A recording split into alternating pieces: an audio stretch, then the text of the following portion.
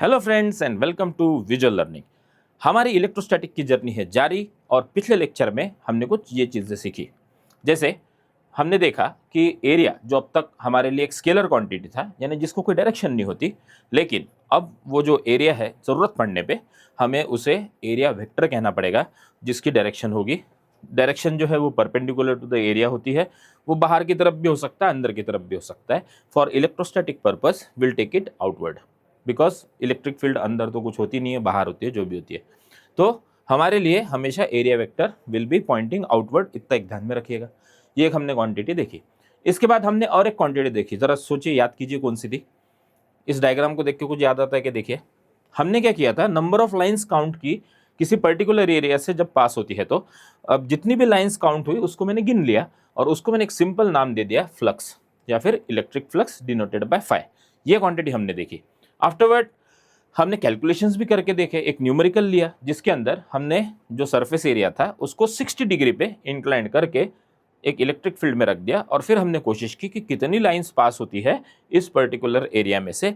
फिर हमने ये भी समझा कि अगर हमें मैक्सिमम चाहिए तो एरिया परपेंडिकुलर रहना चाहिए। एरिया बोल रहा हूँ मैं, एरिया वेक्टर क्या होगा, पैरेलल टू इलेक्ट्रिक फील्ड होगा, पर एरिया बोला है मैंने, ठीक है, चलो एरिया वेक्टर ही बोलते हैं।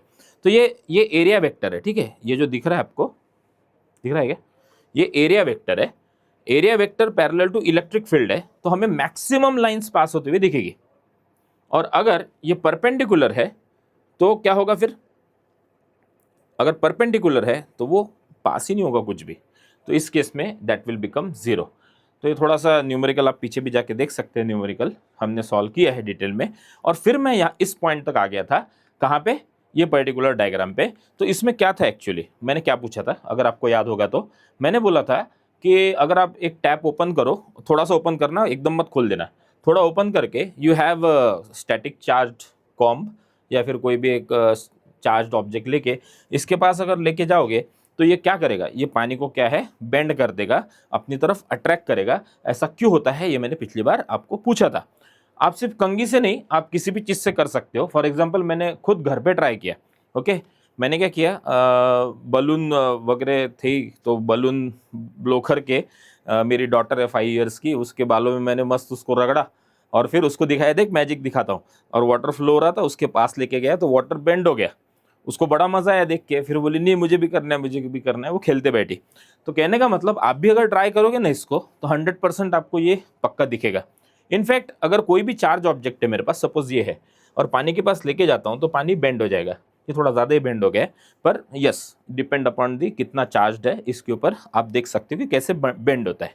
ठीक है, अब इसके बाद ये तो सब चीज़ हो गई। ये हम देखने वाले हैं कि ये बेंड क्यों होता है, इसका रीज़न क्या है, और इनफैक्ट इसके ऊपर भी न्यूमेरिकल है, वो करेंगे, कोई दिक्कत नहीं। पर उसके पहले आज जो मुझे करवाना है वो एक हमारे इस इमेज से रिलेटेड है। आपको याद है मैंने कहा था कि एक स्पाइडर अगर बीच में है, उसे पता चल जाता है कि मक्खी या फिर कोई भी उसका शिकार जो आके फंसा है कि नहीं। तो यहाँ से उसको पता चल जाता है उसकी टेरिटरी में कौन आया। अब मेरा सवाल ये है कि ये मक्खी की हालत क्या हुई होगी। कहने का मतलब, अगर ये दूर कहीं फंसी है तो उसको भाग के जाने का चांस थोड़ा ज़्यादा है, और अगर पास में कहीं फंस गई तो वो बड़ा मुश्किल हो जाएगा निकलना। तो इसको हम डायरेक्टली रिलेट कर सकते हैं हमारे एक फिजिकल क्वांटिटी से, जिसको कहते हैं इलेक्ट्रिक फील्ड। इसके बारे में हम देख चुके हैं। लेट्स से वो स्पाइडर की जगह पे मेरा एक नॉर्मल यहाँ पे एक चार्ज ले लेता हूँ मैं, ठीक है, और ये पॉजिटिव है, तो ये प्लस क्यू चार्ज है एट द सेंटर। ओके, अब इसके फील्ड में कोई टेस्ट चार्ज आया, टेस्ट चार्ज मतलब हम चेकिंग के लिए यूज़ करते हैं। ये टेस्ट चार्ज आएगा तो डिपेंड कि वो प्लस है कि माइनस है। अगर वो माइनस है तो फोर्स ऑफ अट्रैक्शन एक्सपीरियंस करेगा, प्लस है तो बाहर की तरफ ढकेला जाएगा। चलो एनीवेज हम इसको प्लस ले लेते हैं, तो ये बाहर की तरफ इसको क्या है, ये फोर्स एक्सपीरियंस कर रहा है। Okay, let's say vector quantity है तो एफ बार ले लेता हूँ। यहाँ पे मैंने ये भी पता किया कि इसकी इलेक्ट्रिक फील्ड इंटेंसिटी कितनी होगी। तो इलेक्ट्रिक फील्ड इंटेंसिटी जो होती है वो होती है force experience by unit charge, या फिर पर यूनिट चार्ज, ऐसा बोल सकते हैं। तो हमें जो देखना है वो ये देखना है कि इस पर्टिकुलर पॉइंट पे electric field intensity because of this charge कितनी होगी with the help of derivation, या फिर इसी का हमें डेरिवेशन करना है कि electric field due to a point charge. और मुझे कुछ चीज़ें थोड़ी कॉम्प्रिहेंशन भी चाहिए, कुछ चीज़ें समझनी है कि क्या ये डिपेंड करेगा इलेक्ट्रिक फील्ड के इसके ऊपर चार्ज कितना है, या फिर ऐसा भी हो सकता है क्या कि पास में आने के बाद वो कुछ अलग एक्सपीरियंस कर रहा है, दूर कुछ अलग एक्सपीरियंस कर रहा है। ये सब कुछ चीज़ें हमें समझनी है, मैथमेटिकली समझनी है। इसलिए आप पेन पेपर लेके तैयार रहिएगा, थोड़ा बहुत लिखोगे तो आपका ब्रेन जल्दी रिकॉर्ड करेगा। ये साइंटिफिकली प्रूवन है। नहीं तो पिक्चर की तरह देखते बैठोगे तो एंड में क्या होगा, बस थोड़ा धुंधला धुंधला समझ में आएगा क्या है, लिख नहीं पाओगे। ओके, तो एनीवेज ये आपके सामने है, इसको थोड़ा डिटेल में समझे तो लेट्स गो। एक चार्ज ले लेते हैं, पॉजिटिव चार्ज, और ये इसकी इलेक्ट्रिक फील्ड है। अब मैं क्या करता हूँ, एक यूनिट टेस्ट चार्ज को लेके आता हूँ इसके पास। जैसे इसके पास आया, ये या तो फोर्स ऑफ अट्रैक्शन या तो फिर फोर्स ऑफ रिपल्शन एक्सपीरियंस करेगा। ये आप भी जानते हैं, मैं भी जानता हूँ, because of the electric field. यहाँ तक ठीक है। अब मेरा सवाल ये है कि यहाँ इलेक्ट्रिक फील्ड इंटेंसिटी कितनी होगी, तो वो होगी ये, that is force per unit charge, जहाँ पे ई यानी इलेक्ट्रिक फील्ड या फिर इलेक्ट्रिक फील्ड इंटेंसिटी बोल दो, ये फोर्स बिटवीन टू चार्जेस, और ये हमारा टेस्ट चार्ज है। अब आगे बढ़ते हैं, मुझे तो चाहिए था डेरिवेशन। तो डेरिवेशन के लिए मेरे पास है कुछ चीज़ें। फॉर एग्जांपल, अब मैं जानता हूँ कि ये सपोज इनके बीच में जो डिस्टेंस है ना, उसको मैं r ले लेता हूँ, और इस पॉइंट को मैंने बोला a, इस पॉइंट को बोला b। तो a और b के बीच में डिस्टेंस r है, और चार्जेस कौन कौन है, एक q प्लस है, एक q प्लस है, और दूसरा q0 है। इतना ठीक है, दिख रहा है क्या, यहाँ बड़ा लिख दो, ये पॉजिटिव q है और यहाँ पे कितना है q0। अब ठीक है, गुड। अब मुझे बताओ कि अकॉर्डिंग टू कूलम्स लॉ इसके बीच में फोर्स कितना होगा।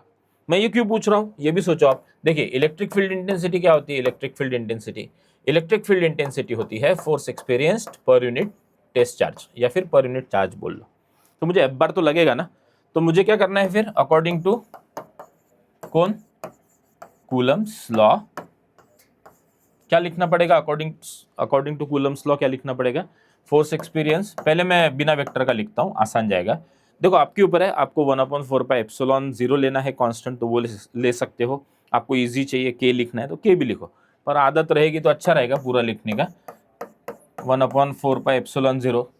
ओके, उसके बाद फिर ये कांस्टेंट हो गया, and then product of the charges, यानी एक है मेरा q, दूसरा है मेरा q0, and the square of the distance between them. यहाँ तक ठीक है, ओके। लेकिन वेक्टर फॉर्म में लिखना हो तो मुझे इसको यहाँ पे इसके सर पे ऐसे बार लगाना पड़ेगा, और डायरेक्शन के लिए मैं यूज करता हूँ unit vector which is r cap. Alright, और आर कैप कौन है, तो आर कैप इसी के अलॉन्ग, यानी ये जो फोर्स है इसी के अलॉन्ग कौन है, एक यूनिट वेक्टर है। तो मेरा आर कैप कौन है, आर कैप, इसको हम रेडियली आउटवर्ड बोल सकते हैं ना, तो हम इसको बोल देंगे रेडियली आउटवर्ड यूनिट वेक्टर। ठीक, अब क्या करना है, बस हमें फोर्स जो है इसका वैल्यू इसके अंदर रख लेते हैं। तो मैं यहीं पे कर लेता हूँ और फाइनल आंसर यहाँ लिख लूँगा मैं, चलेगा ना। इसमें आप वापस लिख लेना लगे तो यहाँ पे मैं एफ बार का वैल्यू लिख रहा हूँ, देख लीजिए कैसे होगा। तो एफ बार मैंने यहाँ पे लिख दिया 1/4πε0। ओके, आगे क्या लिखा है, q0 अपॉन आर स्क्वायर, आगे क्या है, फिर है आर कैप। अब डिनोमिनेटर में q0 में एज इट इज लिख लेता हूँ। अब यहाँ पे आप इसको नीचे लिख के, q0 जो है इसके नीचे 1 है ना, कुछ नहीं मतलब 1 है, तो इसको 1/q0 इसके सामने लिखा जा सकता है। अभी बहुत बेसिक कैलकुलेशन है, इसको अगर इसके सामने 1/q0 लिखोगे तो q0 कैंसिल हो गया। तो मैं टाइम वेस्ट नहीं करता, सीधे q0 क्या कर देता हूँ कैंसिल। यहाँ तक ठीक है। अब बचा हुआ लिख लो, वही तो आपका फॉर्मूला है।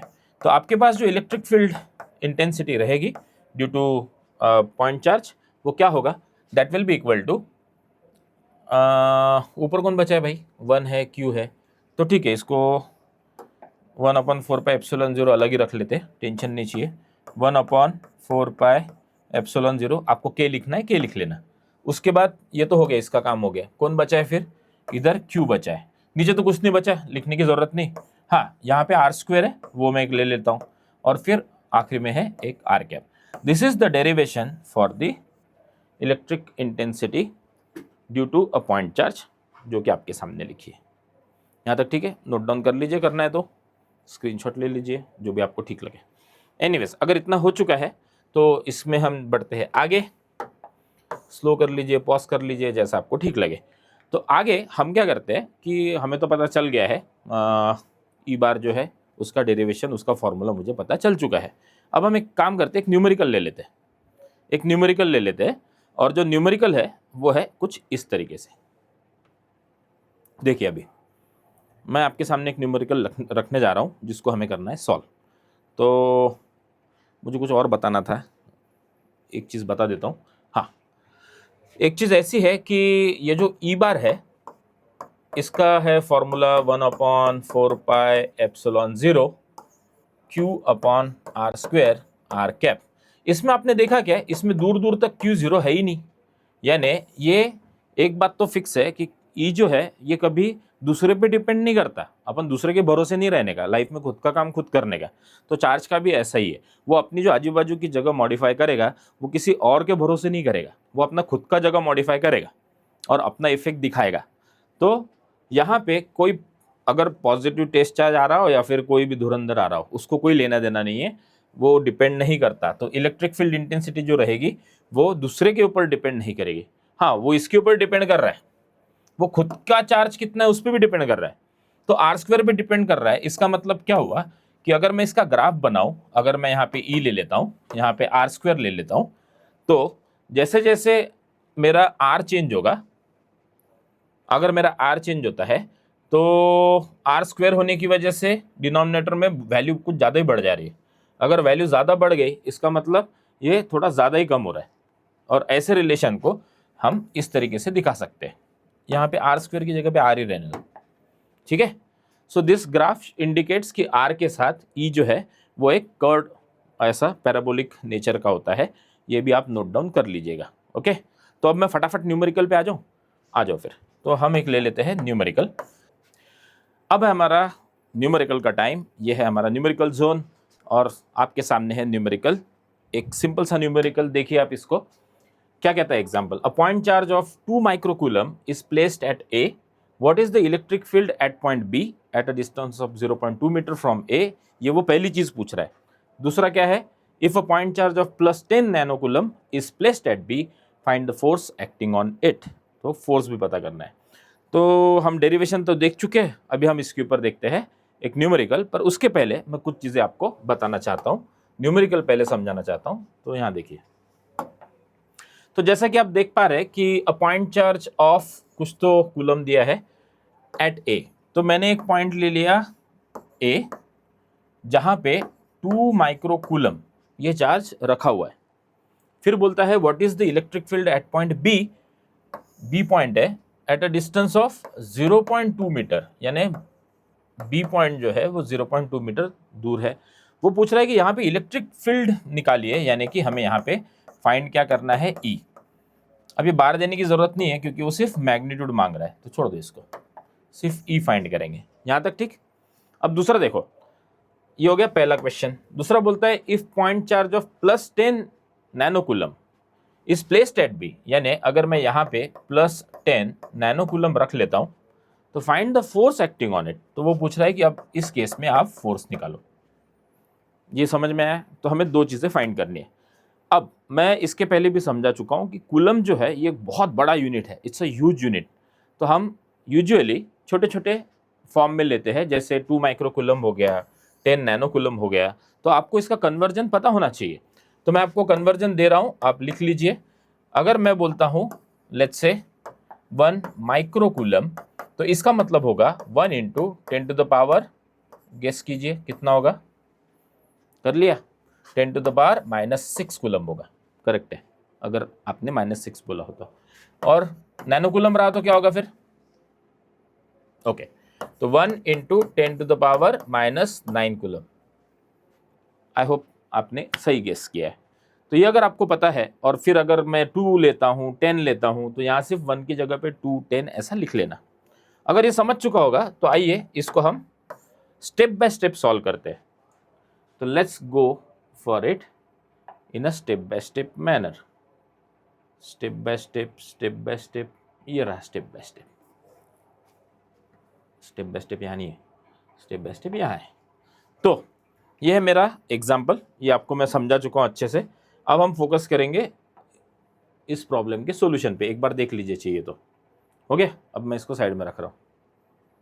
हाँ, नाउ लुक एट दिस, मेरे पास क्या है, एक है ए जहाँ पे कितना है 2 माइक्रो कूलम दे के रखा है, यानी कि 2 इंटू 10⁻⁻6 दे के रखा है। और फिर हमें पता करना है पॉइंट बी पे जो कि 0.2 मीटर के दूरी पे है, यानी मैं इसको आर मान लेता हूँ यहाँ तक, ठीक। और पता करना है मुझे इलेक्ट्रिक फील्ड। तो हमने जैसा डेरिवेशन में देखा, हम वो फॉर्मूला लिख लेते हैं। तो ई का डेरिवेशन क्या था अपना, 1/4πε0, जो भी चार्ज होगा वो, और divided by r square. It's a simple formula. अब इसमें हम वैल्यू लिख लेते हैं। तो वैल्यू क्या क्या है मेरे पास, 1/4πε0 पूरा ही मैं ले सकता हूं 9 इंटू 10⁹। क्यू क्या है, क्यू है ये जो है 2 इंटू 10⁻⁻6। तो यहां मैं लिख लेता हूं 2 इंटू 10⁻⁻6, और डिनोमिनेटर में है आर स्क्वायर। तो आर का वैल्यू है 0.2 मीटर, मीटर में है तो चेंज करने की जरूरत नहीं। तो यहां पे मैं ले लेता हूं 0.2 इंटू 0.2, 2 बार इसलिए क्योंकि स्क्वायर है। यहां तक ठीक। अब हमें इसे करना है सॉल्व। तो इसको सॉल्व करते हैं, देखिए इस तरीके से। हाँ, पहले तो डेसिमल में अगर आपको तकलीफ है तो मैं इसको स्टेप्स थोड़े बढ़ा देता हूँ। यहाँ पे देखिए 9 है, 9 रख लेते हैं। उसके बाद क्या है, 2 है, 2 रख लेते हैं। फिर क्या है मेरे पास, 10 के पावर में 9 है, और आगे 10 के पावर में -6 है। अब इनको कैसे सॉल्व करें, देखिए एक डेसिमल गया, गया मतलब नुकसान हो गया, यानी पावर में माइनस होगा, और इधर और एक बार जाएगा, करेक्ट। तो यहाँ 2 बचा, इधर भी 2 बचा, वो मैं लिख लेता हूँ 2 इंटू 2 इंटू 10 के पावर में टोटल कितने बार गया बताइए आप, एक यहां से गया यानी -1 गया, मतलब माइनस कुछ नहीं, मतलब 10⁻0, anything raised to the power 0 कितना होता है, 1 होता है। यानी यहाँ पे 1 है जो कि 10⁻0 है। एक गया यानी -1, दूसरा भी गया और एक -1, -1 कितना हो गया, -2, इतना ठीक। अब तो कैलकुलेशन बहुत आसान हो गए, यहाँ से 2 से 2 तो कैंसिल हो जाएगा, और 9/2 होता है 4.5। अब बचा हुआ जो है 10 के पावर में जमा कर लो, कितना होगा 9, आगे कौन है -6, और ये -2 ऊपर जाके हो जाएगा +2। तो फाइनली मुझे आंसर जो मिलेगा, भाई थोड़ा ध्यान दिया करो यार, क्या कर रहे हो, ये 4.5 है 9/2, और आगे होगा अब 4.5 इंटू 10 के पावर में 9 - 6 कितना हो भाई, 3, 3 + 2 5। तो ये हो गया 4.5 इंटू 10⁵। क्या चीज ढूंढ रहे हैं हम, ई। अब ई का यूनिट जो है वो होता है फोर्स अपॉन चार्ज, यानी न्यूटन पर कूलम। इसका और एक यूनिट होता है जो होता है वोल्ट पर मीटर, 2 यूनिट होते हैं। कभी ये भी समझाऊंगा मैं आपको कैसे होता है, तो ठीक है। अभी हम न्यूमेरिकल पे फोकस करते हैं। तो ये हमारा है एक आंसर। अब उसने पूछा है दूसरा सवाल, दूसरा सवाल क्या है जरा देखो तो, ठीक है। इसमें कोई दिक्कत,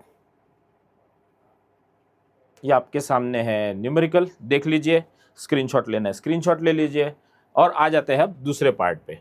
तो इसको यहीं पे रहने देता हूं मैं, चाहिए तो। आइए दूसरा पार्ट करते हैं। तो दूसरे पार्ट में जो बी पॉइंट है वहां पे कौन आके बैठा, +10, यहाँ पे आके बैठा +10 नैनो कूलम। ओके, तो मुझे ढूंढना है एफ। अब मेरे पास फॉर्मूला ऑलरेडी है, ई यानी क्या होता है, force per unit charge. Okay, तो फोर्स क्या हो गया फिर, ई इंटू चार्ज। अब चार्ज की वैल्यू कितनी ली हमने, +10 नैनो कूलम, यानी कि 10 इंटू 10⁻, नैनो मतलब -9, ये पहले बता चुका हूं मैं, -9 coulomb. Sorry for the bad hand writing. अब इसको मैं यहाँ पे लिख लेता हूँ। ई का वैल्यू आपको मिल चुका है, कितना है 4.5 इंटू 10⁻, कितना भैया 5। चार्ज कितना लेना है अभी अपने को, चार्ज कितना लेना है, वो ऊपर लिखा हुआ है 10 इंटू 10⁻⁻9। तो अब देखो यहाँ पे 4.5 को तो हाथ भी नहीं लगाने की जरूरत, यहाँ पे 10 के पावर में हो जाएगा 5, यहाँ कुछ नहीं मतलब 1 होता है, यानी कि +1 और -9। तो ये कितना हुआ फिर, ये हुआ 4.5 इंटू 10 के पावर में 5 + 1 6, 6 - 9 इज -3। अब ये है फोर्स, फोर्स का यूनिट होता है न्यूटन। और इस तरीके से हमें मिल चुके हैं दोनों भी answers, please note it down. और ये हमारा हो गया है न्यूमेरिकल। अब अगर आपको न्यूमेरिकल समझ गया होगा तो पहले देख लीजिए, आप नोट डाउन करना कर लीजिए। ओके, छोटा कर दूं, okay. If this thing is done, आ जाते हैं हमारे रेगुलर डिस्कशन पे, और हमारा चल रहा है डिस्कशन यहाँ पे।